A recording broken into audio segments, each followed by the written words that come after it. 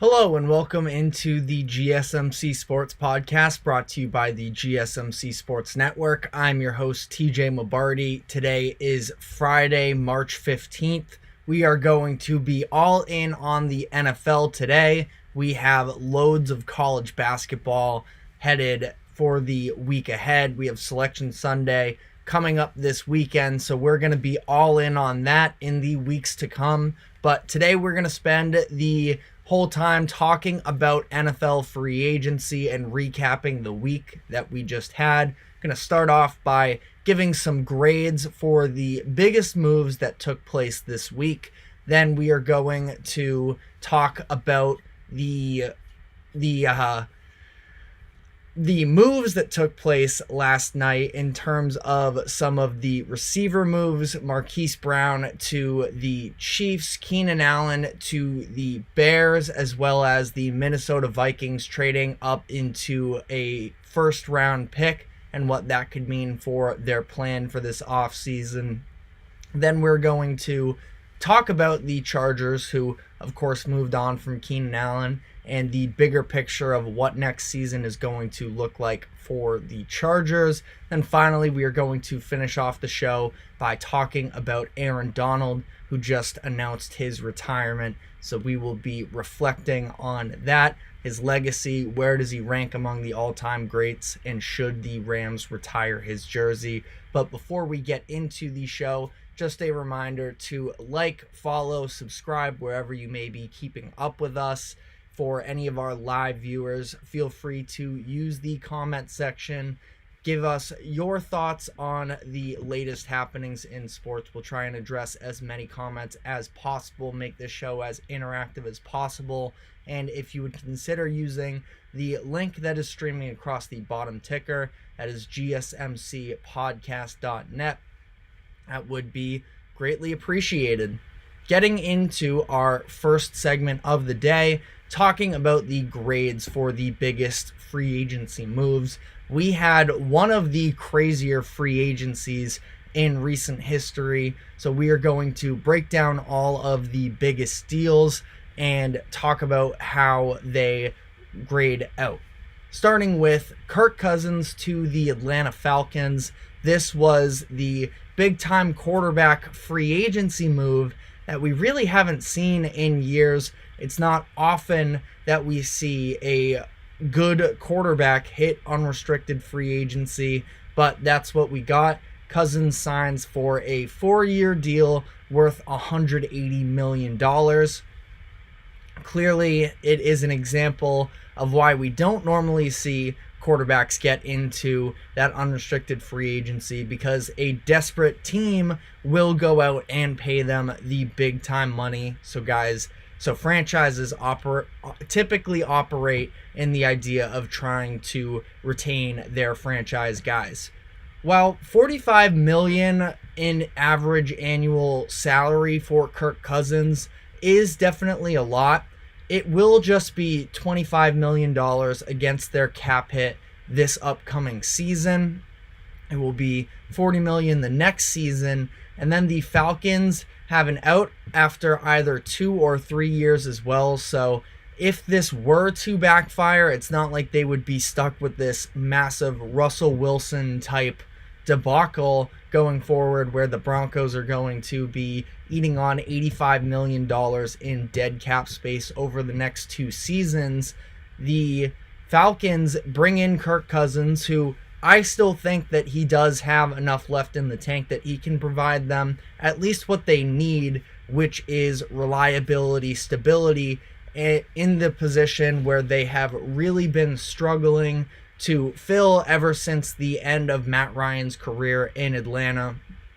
Cousins is entering his age 36 season, and he's coming off of a torn Achilles, which is some cause for concern. Not the most mobile quarterback in the world, but is also a significant injury to a player at any position. So we'll see how he is able to bounce back.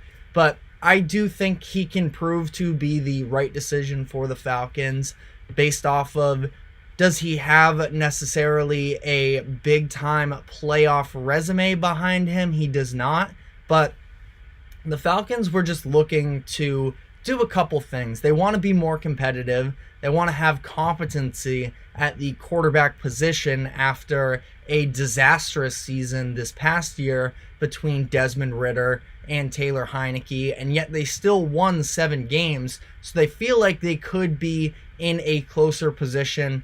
Also, the way that Arthur Smith was running that show, it did seem to be a bit of a circus. Now they bring in Raheem Morris, who was just with the Rams for their Super Bowl win a couple years ago. I think is a great defensive mind and should help to resurrect this defense as well, that did overachieve to some degree last season as well. But again, this is about the quarterback position and the types of numbers that Ridder / Heineke were putting up last year. Threw for just 207.3 yards per game. That ranked 22nd in the NFL. They were 26th in passing touchdowns, 26th in points per game, and they were a dreadful red zone offense, and they ranked 29th in that category for touchdown percentage in the red zone. Cousins can also help the team evaluate some of these young pieces that they have added over the course of the past few years. They've used their first-round picks the past 3 years on skill position players. It was tight end Kyle Pitts in 2021, Drake London in 2022, and Bijan Robinson last season. So ultimately there is some risk for this Cousins deal, but again, they were desperate for an improvement in quarterback. I personally think if you are a Justin Fields believer, they could have possibly went to get him, costed less long term. But the Falcons are favorites to win their division now, and I think that in a very open NFC, I am not going to, ding a team for trying to be competitive. That's what we see in the NFL. Tanking in the NFL doesn't really work like that. So this should be a step in the right direction for them. I'm giving them an A- on this deal. Next up, we have Saquon Barkley joining the Philadelphia Eagles for $37.75 million. I think schematically he is going to be a great fit in Philadelphia. Now they have real Pro Bowl plus talent at each of the skill positions. A.J. Brown and Devontae Smith at wide receiver, Dallas Goedert at tight end, and now Saquon at running back. Saquon is definitely an upgrade over DeAndre Swift, who, especially early in the year, showed some flashes, but there was a real stagnancy to not just the running game, but the offense as a whole. But especially with Justin Hurts dealing with the leg injury he was last year, he wasn't quite as mobile. And Swift did, again, a good job in open space, but I don't think that he necessarily has the vision of a Saquon Barkley in terms of being a lead back operating through a successful offensive line. And now for him, he doesn't have to be behind this faltering group, and he can be in an actual offense that has talent, has an offensive line, and he doesn't have to carry the workload. Of course, Saquon, he was the pretty much go-to guy out of any position on the Giants offense when they made their playoff run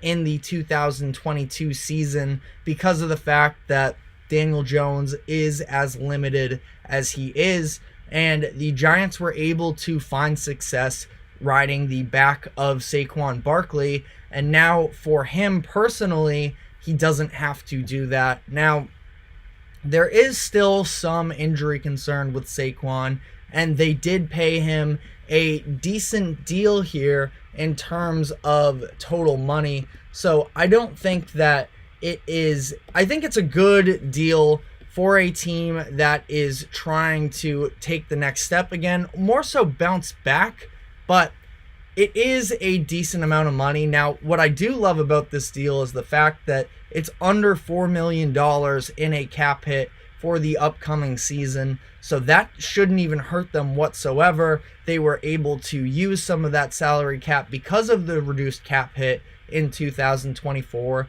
to go sign the likes of a Devin White in the linebacking core, CJ Gardner-Johnson in the secondary. So all in all, I give this deal an A- as well. Do I think that it makes them single-handedly a high-level contender? No. But I do like the flexibility that comes with this contract, and they have an out after the 2026 season, so they could end up paying Saquon over $10 million for just one season as a whole. I think this is a win for Eagles fans. We have Russell Wilson, who signed to the Pittsburgh Steelers.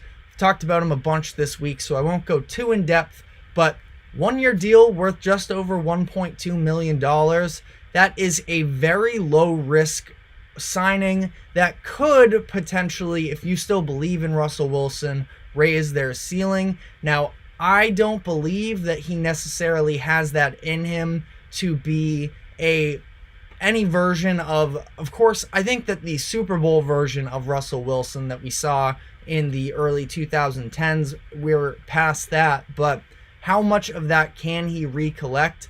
I don't think he's a massive upgrade over Kenny Pickett, but it gives them a very solid option at a very low price. Just about the best bargain you can get for a quarterback outside of Brock Purdy's contract with the 49ers. So ultimately, I give this move a B. It doesn't move me all too much. It still doesn't have me ranking them up above the Ravens or the Bengals within their own division. But I do think that it is a very solid move. Ultimately, it's pretty much a no-brainer, and I think it's a good thing that they decided to go with this. They were reported that they didn't want a veteran quarterback before they changed their mind, bring in Wilson, and I think it is a fine move. Derrick Henry scored a 2-year deal worth $16 million with the Baltimore Ravens. Now, this is a move that just aesthetically and as a football fan, I can get really excited for, just because I think that it's going to be so fun watching Lamar Jackson have a bruiser like Derrick Henry in the backfield for really the first time of his career. Now, he's had some good running backs in the backfield as far as talent, but they've, couple things. One, been very injury prone through Lamar's career, and two, they've been a different sort of speed. They've been the faster guys, a little bit more receiving threats. Derrick Henry, I just feel like, again, as a fan more than anything of the NFL, I'm just looking forward to seeing what that looks like with Lamar and the likes of a Derrick Henry. Henry, of course, has some history with the Ravens, as he was part of that Titans team that upset them a handful of years ago, back when the Titans were a perennial playoff team in that area. But when they were on their way to their AFC championship run, now he joins with Baltimore, and I just know that coaches are going to be losing sleep trying to figure out how they're going to scheme up a defense to stop a Lamar Jackson and Derrick Henry read option. Now, I would like this even more. I'm really hoping that the Ravens can work out an improved play action game as well, because that's what we saw with Tennessee when Henry was with the Titans, where Ryan Tannehill was able to be extremely elevated at the quarterback position due to the fact that the run game was such a threat. And that can happen again. We saw their passing game between Lamar Jackson single-handedly developing as a passer last year, while also getting the best weapon he's had of his career in Zay Flowers. I think there is a lot of room for the Ravens to take their offense to another level based off of this deal. I give them an A+ on this one. Another deal that I love from this week is Christian Wilkins signing a 4-year, $110 million deal with the Las Vegas Raiders. The Raiders understand what type of position they are in. They don't have a franchise quarterback themselves, and they play in a division with the greatest quarterback in the league in Patrick Mahomes. Justin Herbert is no slouch either. If you water down the NFL in the modern day, it is about having a quarterback yourself and stopping the other team's quarterback. And that is the route that the Raiders went with this move. They add Christian Wilkins to a defensive line that already has Max Crosby, and that is nightmare fuel for opposing quarterbacks. I think that the way that we saw the team as a whole be able to really rally around Antonio Pierce when he got the interim head coach job, and just the dedication. Max Crosby, of course, the standout for them, was very upset with how the past few years have gone for the Raiders, and he was very strongly, openly endorsing Pierce coming back. They do so. Now the Raiders look to continue into moving in the right direction. They signed Gardner Minshew as well, which I won't go too in-depth on, but if I were to, off the top of my head, give that grade, that deal a grade as well, I'd consider it a B, where Gardner Minshew was helping the Colts to be in contention for a playoff spot. And I think that the Raiders, now they don't have the running back now that Josh Jacobs left. The Colts had Jonathan Taylor, which they could lean on. And there's still a hole at that running back position for the Raiders. I think that Minshew is solid. He can help them compete on a game-to-game basis, but definitely provides more stability than what they had in the quarterback room last year. Speaking of Josh Jacobs, he gets a 4-year deal from the Packers worth $48 million. I see him as being a pretty similar talent to Aaron Jones with a little bit more upside. He was, of course, first-team All-Pro just a couple seasons ago, led the league in rush yards and total scrimmage yards, but he had a quieter season last year, but I account that more so to the situation of the Raiders where their pass game was pretty much non-existent, and I expect there to be a bounce-back season in this spot. Aaron Jones was entering the last year of his deal. They tried to work out a deal with them, couldn't get done, so they end up releasing him. And Jacobs maybe isn't the biggest upgrade in the world, but it didn't cost them all too much. Now, Jacobs is making a decent amount of money in terms of average annual value of their contracts, but he's going to be just over $5 million against the cap this season. If it doesn't work out for whatever reason, they have an out in his contract after this year. I do think it's going to work. I think that Jacobs can further help this Packers team try and take another step in the right direction, as they may be a little bit of a, I don't even know if it's considered a full dark horse, but they are in a very solid position to contend next year in the NFC. I give this grade an A-. Last couple deals here. I lumped in together the Bengals signing safeties Geno Stone and Von Bell into one here. Geno Stone was with the Raiders last year. The Ravens last year, division rival. He was second in the NFL in interceptions. Von Bell, the safety for the Panthers, was released earlier this week. He went to the Panthers after signing a 3-year deal. He had previously played on the Bengals team that went to the Super Bowl. He was a captain of that team, and ultimately the Panthers just cut ties with him. He isn't maybe necessarily the level of player he was a couple years ago, but I really like these additions for the Bengals. That backside of the defense was a little bit weaker last year, and they had bigger problems, of course, with the injuries to Joe Burrow, but I love these moves. I'm giving this one an A as well. Finally, we're going to very briefly touch on it because we're going to get more in depth into the deal in the next segment, but we also had Keenan Allen, the 6-time Pro Bowler for the Los Angeles Chargers, get traded to the Chicago Bears for a 4th round pick. again, going to get into this on the other side of the break.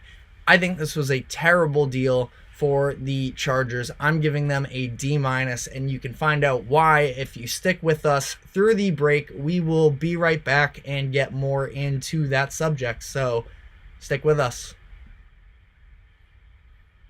I feel like I'm losing my mind. Is everybody in the world blind?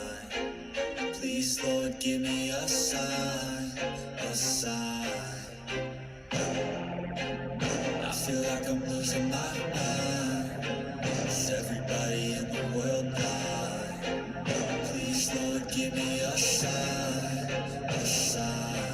I wanna be the greatest. Everybody on the fake shit. I look around and feel like everybody is the fakest. I make this every day and I'm impatient. Hoping one day I blow up from the basement. Statement, the top is so vacant. I don't hear shit that I think is amazing. Waiting for my day when I'm playing. Sold out shows for 1,000 faces. Hey, give me that crown. Get in my way and to be put down. It ain't your place, all this my town. If I want that shit, then I'll get it right now. I'm losing it, the noose it fits. I'm losing shit, a stupid myth. You choose to live or choose to dip. You choose to fight or lose your grip and lose a gift. Oh. I feel like I'm losing my mind. Is everybody in the world blind? Please, Lord, give me a sign, a sign. I feel like I'm losing my mind. Is everybody in the world blind?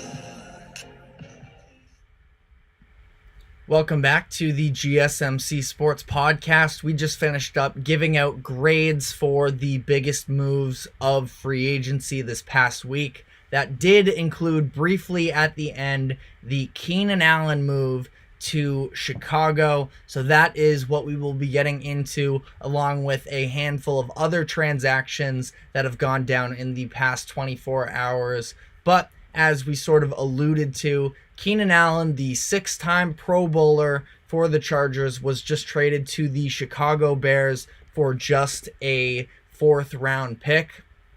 This is a couple things here. This speaks more so to the overall situation about the Chargers, which we will also be diving into as the show goes on here. But the Chargers are in a very difficult financial situation.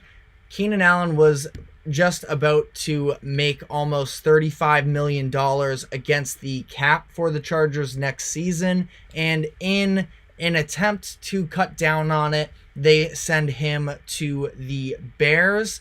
Now, for the Bears, I love this move because they are able to pair him up with DJ Moore, and whoever's going to be in at quarterback for them next season gets another weapon. I do think that this probably further indicates that we are going to get Caleb Williams, or should they like somebody else in the draft, maybe one of them. Jaden Daniels has gotten some buzz, but it is likely going to be, I think, Caleb Williams. And just with the fact that now Keenan Allen will be an expiring free agent after this season, but I also do feel like there is some level of they aren't going to want to spend the money on Justin Fields. Keenan Allen is a big dollar amount this year. I feel like they're probably going to try and want to work out something a little bit longer term. Now, maybe that doesn't happen.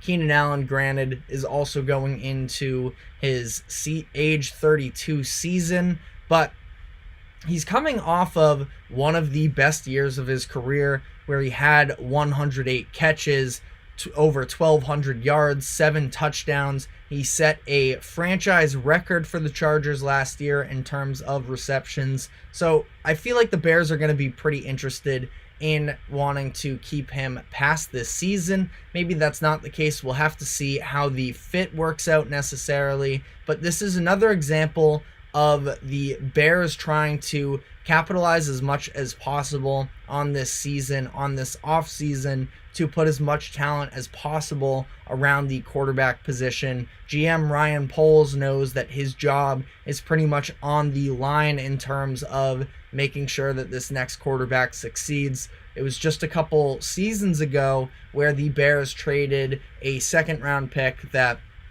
ended up being the 32nd overall pick. There were only 31 draft picks in the first round, but that ended up being the 32nd overall pick in the draft for Chase Claypool, who was a disaster there in Chicago and really never panned out at all. So this is an incredible upgrade in terms of the quality of move that Poles was able to pull off in acquiring some receiver talent.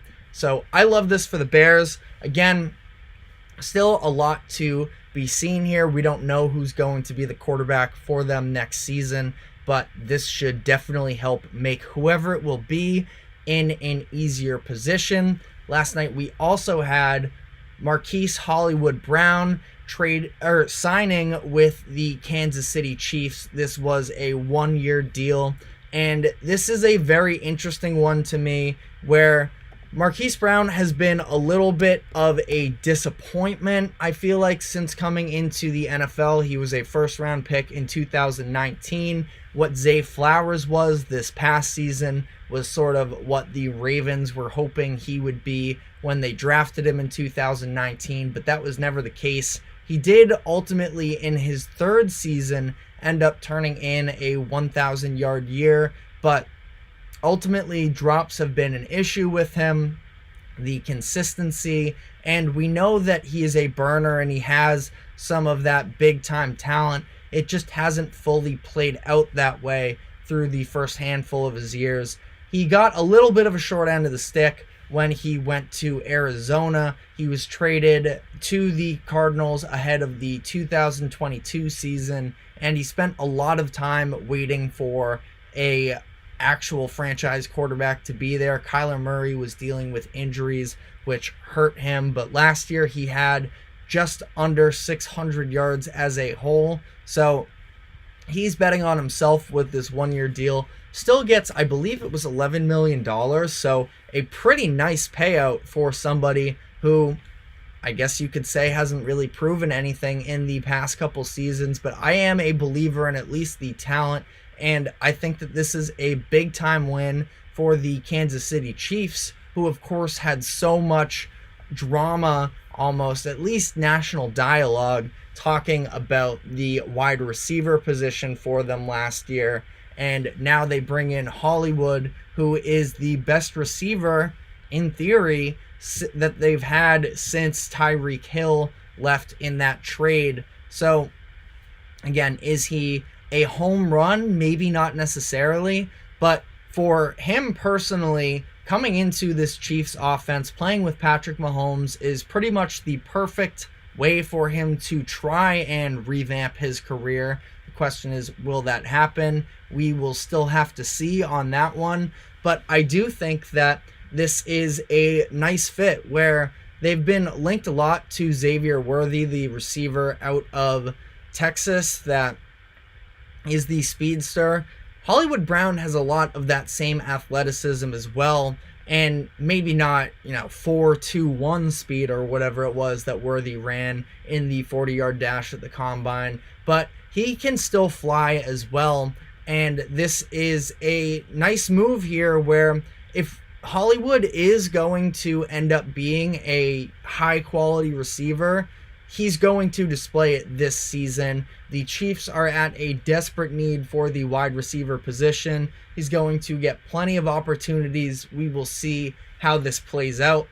And then the final move that we're going to be talking about in this segment is a trade that broke this morning in terms of an exchange of draft capital, where the Minnesota Vikings and Houston Texans swapped some picks. That leads to an interesting conversation about what is next to come about the Vikings draft, where we saw them acquire a second first-round pick in the upcoming 2024 draft. They traded their second rounder, which was number 42 overall, a sixth rounder, number 188, and a second rounder in next year's draft to get number 23 from the Texans and a seventh rounder as well. But they now sit with 2 first-round picks, which leads me to believe that they are potentially going to look to package these together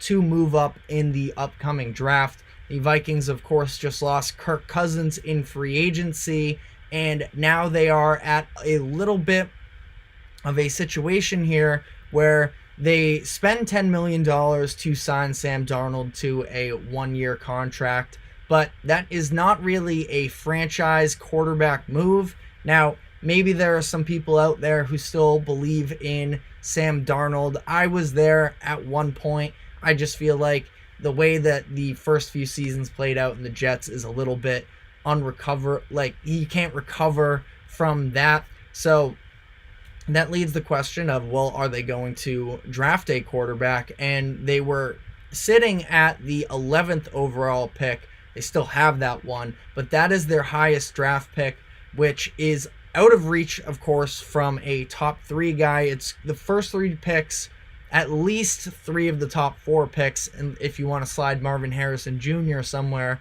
in that top 3, at least 3 of the first 4 will be used on quarterbacks. It's going to be some combination, some order of Caleb Williams, Jaden Daniels, and Drake May. Now, there's been some buzz about Michigan's J.J. McCarthy as well. Penix could slide into a first rounder. He was initially projected to be a day 2 pick, but has seemingly really impressed from the combine. Bo Nix is somebody that's also in the conversation as well. But for the Vikings here, it seems like they are probably going to want to trade up, I would imagine, in the top 3. I'm just personally not a believer in J.J. McCarthy, in Bo Nix. I mean, I think that Bo Nix can be a fine pro. I think that Michael Penix can be a fine pro. J.J. McCarthy, I still have more questions with, but I feel like if you're gearing up to do this, you want to make sure that it's somebody who is there are no such things as sure things in the NFL necessarily, especially when you're talking about drafting quarterbacks, but they also have this decision to make in terms of Justin Jefferson, their star wide receiver, and whether or not they're going to extend him, whether or not he's going to be happy playing in this offense without a real solidified quarterback. So this could potentially kill 2 birds with 1 stone in finding your next franchise guy, keeping at quarterback, keeping your franchise wide receiver happy as well, and move forward for the next handful of years. I think Kevin O'Connell is a very good offensive mind as a head coach, and I'm just curious to see where Minnesota is going to go from here. Ian Rappaport, I believe it was him, tweeted out that the Rams did a similar type of move or it was the Eagles making a similar type of move in the 2016 draft, where they ended up trading for number 2 overall. They took Carson Wentz in that instance, but we will see. It's curious to think about the teams that are in the top 3. I think there is still a chance that Justin Fields could return to Chicago. I highly doubt it, though, because at this point, no, they haven't received the compensation they were thinking that they could for Fields. But if they were convinced that they were going to move off from Fields going into the offseason, I don't think that it would be good business to then revert on that strategy because of the compensation. If you were going to keep Fields, you should have come out this offseason like you did last year and say, hey, we are not trading Justin Fields. He is our quarterback of the future. I mean, for Ryan Poles, the GM, I think that the risk reward for him is also much higher to take a new quarterback, reset that clock, because if Justin Fields were to burn out in Chicago and they passed up on the number 1 overall pick 2 seasons in a row, it's not even a question that he is done. That is assuming, of course, that some of these quarterbacks pan out, but we already saw C.J. Stroud put together one of the best rookie seasons maybe in NFL history. Anthony Richardson showed flashes. Bryce Young hasn't quite yet, but was a very well-regarded talent coming into last year's draft as well, plus the top 3 guys you have in this year's draft. The Bears are going to probably stay at number 1, draft a quarterback there. The Commanders also seem like they are gearing up with some of their offseason moves that they want to bring in a quarterback. They just moved on from Sam Howell. They've added some pieces on offense, such as Austin Eckler, Tyler Biadasz, to try and solidify a little bit more around the quarterback position there. The Patriots are probably the most likely trade destination, at least in terms of the top 3. Now, again, if they're looking more so at a J.J. McCarthy, they could probably trade into 4 with Arizona, who they don't need a quarterback. I'm sure they would like to get Marvin Harrison Jr., but it's 3 or 4 that I feel like are the most attainable picks if you are trying to move up in this year's draft. I guess for me, as a Patriots fan, I'm a big believer in Drake May. I would be disappointed if he was sitting at number 3 overall and they didn't use the selection on him, but they obviously do have lots of holes on that offense. So I guess I could get comfortable with it, but that's what I would prefer to see.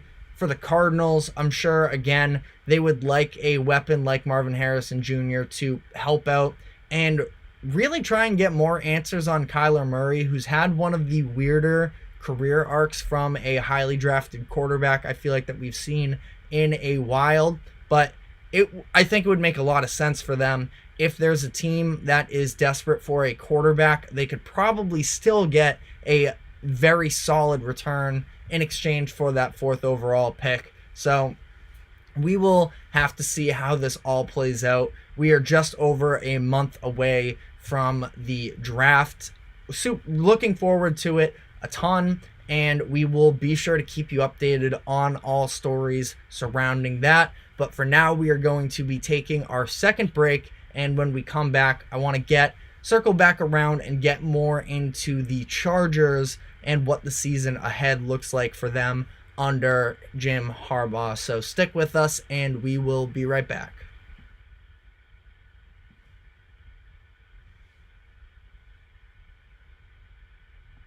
For the best and latest podcasts available anywhere, go to the podcast app on your cell phone and type in GSMC to access free content-rich podcasts on health and wellness, book reviews, sports, entertainment, relationships, social media, movies, technology, finance, and even weird news. Subscribe and download the GSMC Podcast Network's family of shows, available everywhere podcasts are found. Welcome back to the GSMC Sports Podcast, brought to you by the GSMC Sports Network. Getting into the second half of the show, we are going to be starting off by talking about the Chargers and what to expect from them under Jim Harbaugh's first season as the head coach. Just a reminder to any of our live viewers, feel free to use the comment section, give us your thoughts on the latest developments with all of these stories. But getting into the Chargers here, they have looked to be resetting a lot of their infrastructure this season. They, of course, won over a lot of headlines during the coaching carousel as they bring in the hot name in Jim Harbaugh, fresh off of a national championship at Michigan. And that is a really nice thought. Harbaugh is a very good coach, but the Chargers, despite having some answers at quarterback in Justin Herbert, they still have a long ways to go. Their front office has really harmed them over the course of the past few years, dishing out some tough contracts that have not necessarily panned out. And as a result, they have been forced to make some tough moves, including over the past 48 hours, trading Keenan Allen for a 4th-round pick yesterday and releasing Mike Williams on Wednesday. So getting into these moves specifically, the Williams release saved them $20 million in cap space for next year. Keenan was going to cost them almost $35 million against the cap hit this upcoming season. They also let Austin Eckler walk in free agency, who has been the lead running back there in LA for the past handful of seasons. Instead, they bring in Gus Edwards from Baltimore on a cheaper deal, 2 years, $6.5 million. So 3 of the staples of the Chargers offense over the past handful of years are now on their way out next season. And it does leave a lot of questions with the Chargers, where, again, Jim Harbaugh, we can acknowledge he was a very nice culture builder there in Michigan's football program, but he's not a miracle worker. And if you look at the entirety of the Chargers offense going into next season, it's not looking great. And it does sort of bring on the questions of how is this going to play out with Justin Herbert, of course, with the team as a whole. I can't imagine the Chargers hired Harbaugh saying we are going to win in season 1, where they've had plenty of talent, and that's nice, but again, the financial situation has been brutal to them, and that's why they had to cut bait with a couple of these big-time players for them. As it currently stands, they have Herbert at quarterback, Gus Edwards is their number 1 running back, and their top 3 receivers consist of Joshua Palmer, Quentin Johnston, and Darius Davis, who, gotta be honest, don't know if I've ever really heard of Darius Davis. They only have 4 wide receivers in their locker room as a whole right now on their roster.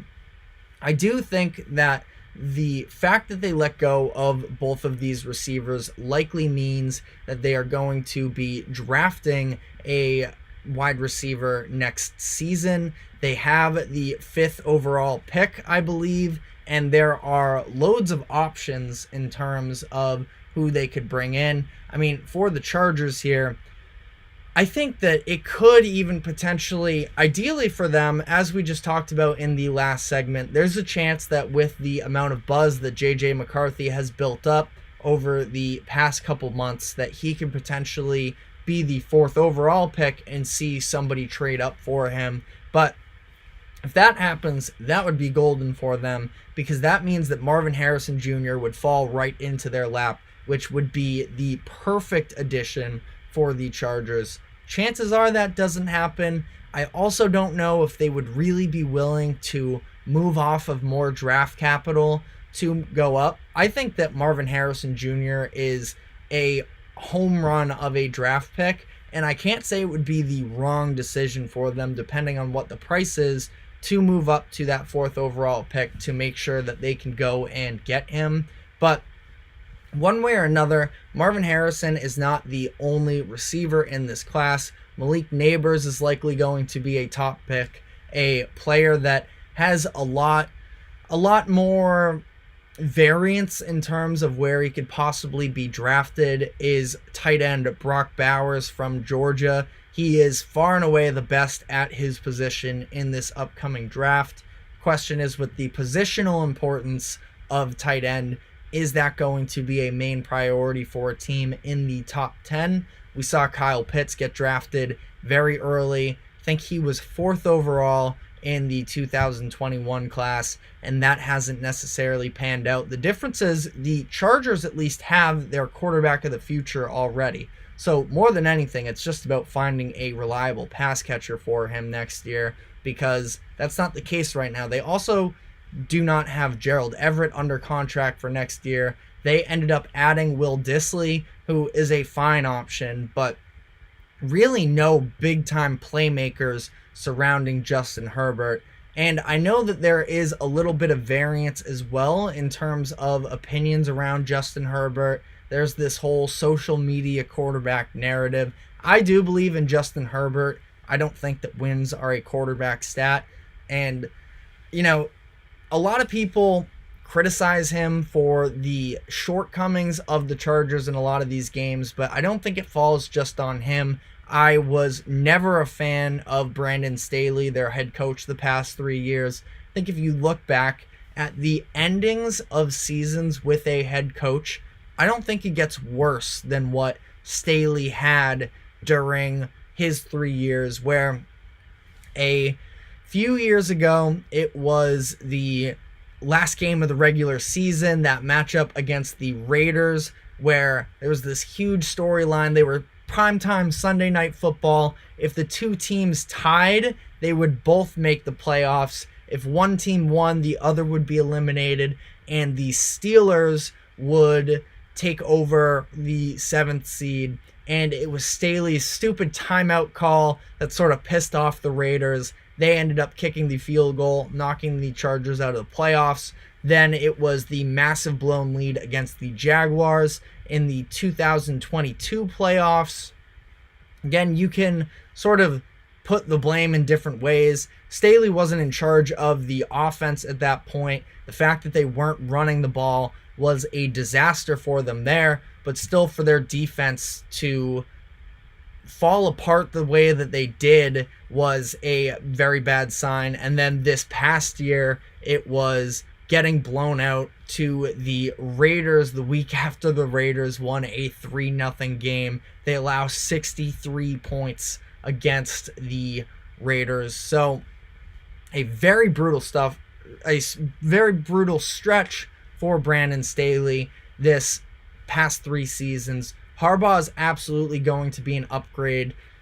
For year one, I don't expect them to be able to piece this all back together. They're playing in a very difficult division. Specifically, it's the Chiefs. That's always the measuring stick.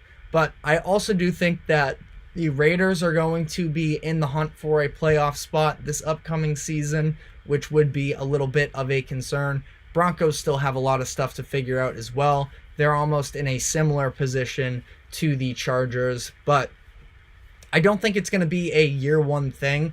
I'm very curious to see the way specifically the Chargers look to build up the run game, where that was what Harbaugh was sort of best at Michigan, was developing, and there was tons of talent in the running back room, of course, and up until this year with McCarthy, not a ton of talent at the quarterback position, but still, even with Eckler, they were never a high rush attempt team, and Gus Edwards, not that he's going to be a true workhorse this year.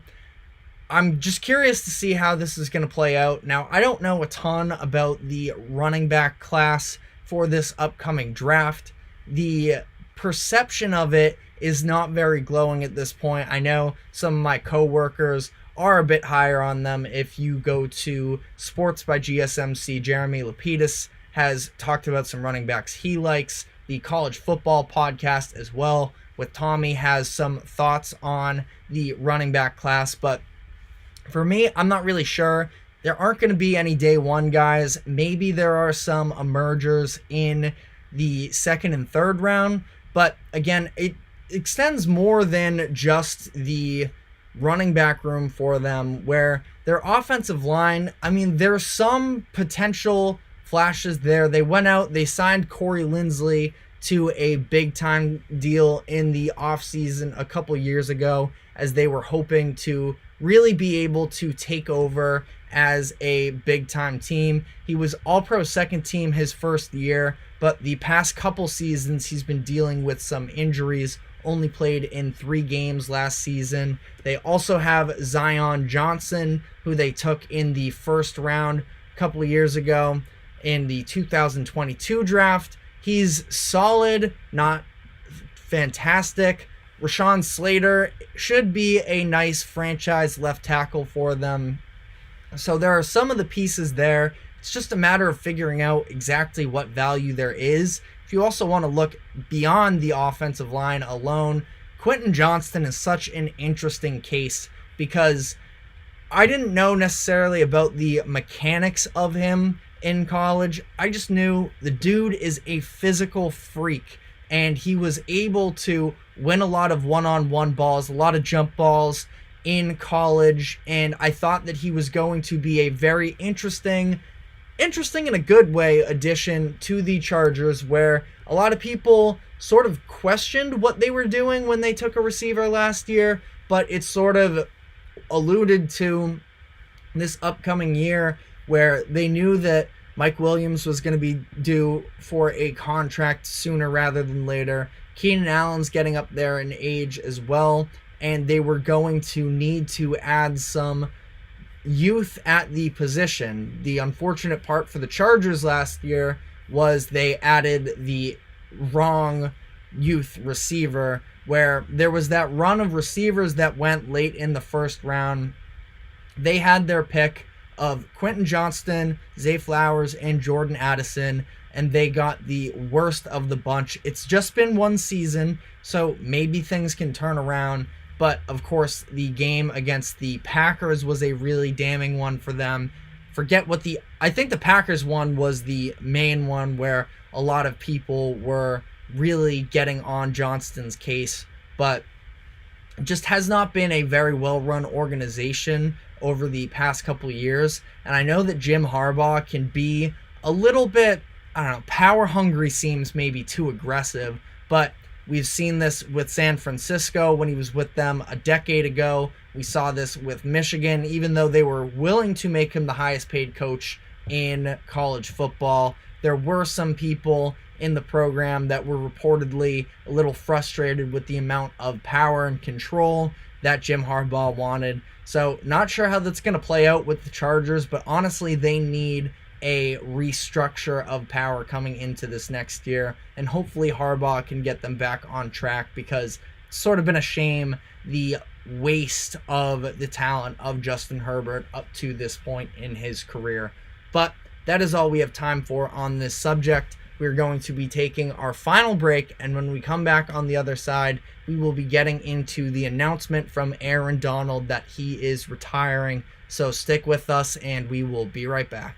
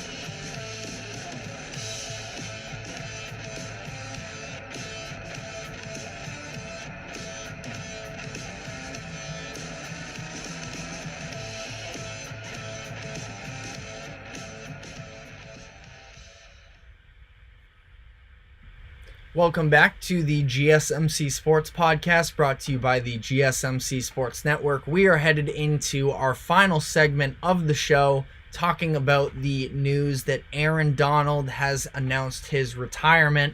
The Rams defensive tackle said so on social media and put out a statement. Donald had played all 10 seasons with the Rams and racked up a variety of different accolades that should make him a first ballot Hall of Famer when the time comes. He won 3 Defensive Player of the Year awards, one of 3 players to ever do so, winning it 3 times. He joins Lawrence Taylor and J.J. Watt in that category. He had 8 first-team All-Pro selections, which is tied for 5th most of all time by a player in the NFL, tied with a handful of others for that.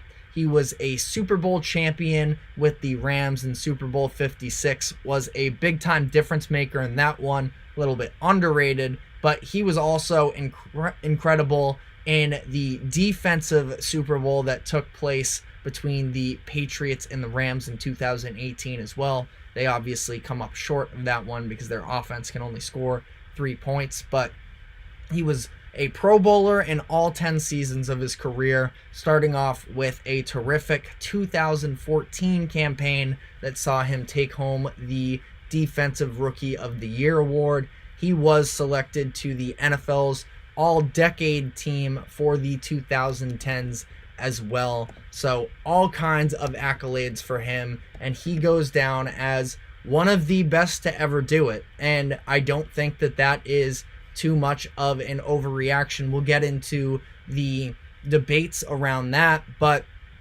just to sort of summarize the big picture here with Donald, 10 seasons does feel a little bit too short, but nonetheless, he will be a no-brainer for the Hall of Fame. He's going to be eligible in 5 years for the 2029 class, should be alongside Jason Kelce. So we'll see that in a handful of years now. But Donald flirted with the idea of retiring after the Rams won their Super Bowl in the 2021 season. At that point, Super Bowl was really the last thing left for him to cross off on his checklist in terms of what a player can accomplish. And the Rams were all in on that season. It seemed like they were going to be headed in a direction similar as to what they had. They had a just 5-win season in the 2022 season. Last year was a step in the right direction again, where Donald was selected to first team All-Pro. So he still has more in the tank, but at this point, coming out of the 2021 season, he was thinking about it. The Rams bring him back for a $95 million deal over the course of the next 3 seasons. He was set to enter the final year of that contract coming into this upcoming year, but he instead chooses to go out on his own terms. Since 1982, when the NFL officially started tracking sacks, Donald ranks 28th all-time with 111. Based off of Pro Football Reference's positional classifications, he ranks 3rd all-time with defensive tackles. And for me, I would argue that he is the greatest defensive tackle of all time, at least interior lineman. Now, it's a subjective topic. Obviously, when you're talking defensive line, there's different ways you can classify it, as in terms of interior linemen versus edge rushers. But I'm talking true defensive tackles. I think it's him, and I don't think that there are all too many that can rival him for that top spot. In my eyes, the argument is between him and John Randall. I'm probably biased to some degree. When you look at Randall's career as well, of course, a Hall of Famer and part of an iconic defense with the Minnesota Vikings. But I also just think that ultimately, when you look at the accolades that the two of these players accomplished, it does go in favor of Aaron Donald, where he has 3 Defensive Player of the Year awards. Randall had 0. Donald has more All-Pro selections and a Super Bowl ring to go along with it. I know that rings aren't necessarily super definitive for defenders, especially interior linemen, but I just feel like there is such a level to Aaron Donald's dominance that we really had not seen for a while there. And again, for an interior lineman to win a Defensive Player of the Year award, that is pretty impressive as a whole. You don't have the positional flexibility such as a linebacker where you can rack up tackles, edge rushers where you typically have big sack seasons. Aaron Donald had 20.5 sacks in 1 year, and from an interior guy, that is unbelievable. To put all these seasons together and get 3 Defensive Player of the Year awards, that's just a level I think that signifies all-time greatness. So I also wanted to ask the question of whether or not the Rams should retire Aaron Donald's jersey, where he was, again, a lifetime Ram, and he's a lifetime Ram, and he accomplished so much for them. The Rams and Money Printer never stop. We will get to your comment in just one moment. Just final thoughts here on Donald in terms of whether or not the Rams should retire his number. They've retired 8 in their franchise as a whole. Bob Waterfield, Marshall Faulk, Eric Dickerson, Merlin Olsen, Deacon Jones, Jackie Slater, Isaac Bruce, and Jack Youngblood. I do think that they should retire his jersey. Again, the lifetime being a Ram and to accomplish everything he did. Again, one of 3 players to ever win 3 Defensive Player of the Year awards. I think if you want to look at that group of names that I just listed, he's very much on par with the likes of a Deacon Jones, who is one of the best edge rushers of all time. And I feel like it would be wrong for the Rams to have anybody else wear that jersey number. And we will get into the impact it has on the Rams, his retirement decision that is. But I do want to briefly address here Money Printer's comment where he said more and more people are going on that Chris Sims's take about Drake May being a project player. I don't necessarily see him as a full-time project. I think that he has a lot of similarities to Josh Allen when Josh Allen was coming into the league. And I guess that's a debate in itself, whether or not we saw him as a project player at the time. He has all of the physical tools, and I guess the inconsistency that Drake May has performed with over the course of the past season does make him maybe a little bit of a project. But I think when you're evaluating some of these quarterbacks, obviously you do have to look at their shortcomings. But ultimately, when you're looking for a quarterback, you want to start with what tools do they have to put together a successful NFL career. If you look back at Mahomes, he wasn't perfect, obviously, coming into it. And obviously, the degrees of some of the passes that he makes, he was never reaching those heights. But he did share a lot of those sort of mobility, dual threat, throwing on the run types of flashes. And it was about getting him to better understand defenses. He was a little bit of a late bloomer in terms of when he started playing football and understanding how to run an offense. And I think that Drake May has the arm strength. He has the size. I think the biggest thing that I can't stand in terms of the Drake May evaluation is the people that say he's not athletic enough. Because if you watch these UNC games, the way that he is able to be mobile, he's extremely physical. Again, I see a lot of Josh Allen in him. Does he have maybe the acceleration speed of a Caleb Williams or a Jaden Daniels? Probably not. But I also think he has all the arm strength in the world, and I think that he has what it takes to be a quarterback at the next level. Now, he does probably have to fall into a situation, to your point about him being a project, he probably has to end up in a situation where there is time for him to better understand the game. That's why if you look at, I'm a Patriots fan, I would worry a little bit about him stepping into the Patriots offense day one with the offensive line that they have. The Commanders, you can make a similar argument as well. So it probably wouldn't be the worst thing in the world if he got the chance to. And granted, last year, Sam Howell did a lot of it to himself, but he was the most sacked quarterback in the NFL, sacked 65 times for the Commanders. Now, again, that was him holding on to the ball too long in many of these instances, but neither situation is necessarily perfect, and May is likely going to go second or third overall. Maybe it's the Vikings trading into that top 3, as we talked about earlier in the show as well. I guess that's still all really to be found out, but I think that May is going to be again, I don't like the word project necessarily because that makes it seem like he's extremely raw. He could walk into the NFL and immediately have again, it's not like he has the size of a Bryce Young where you have to worry about him necessarily in those offenses when there aren't things opening up for them right away. You're worrying about him getting knocked down. I feel like May can be a very successful quarterback, and I believe in him personally.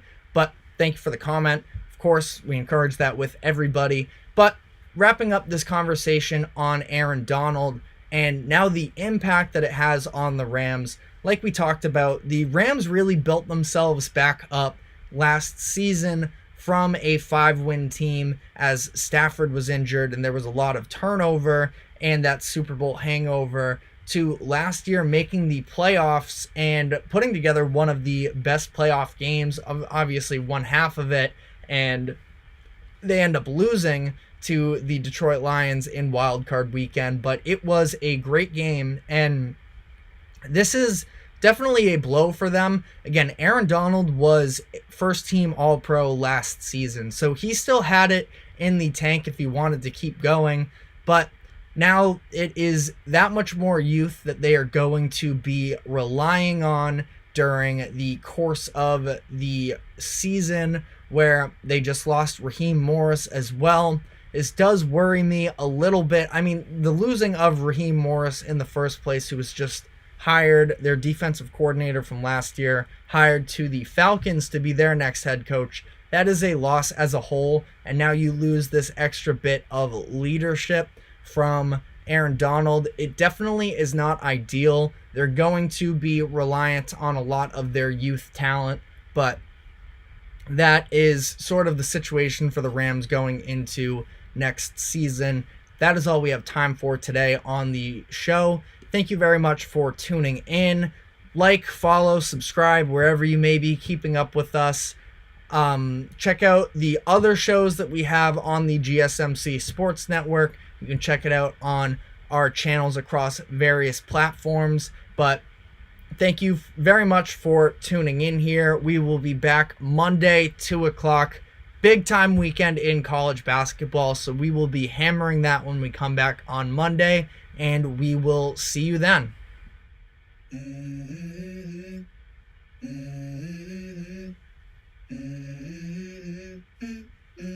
Let's go.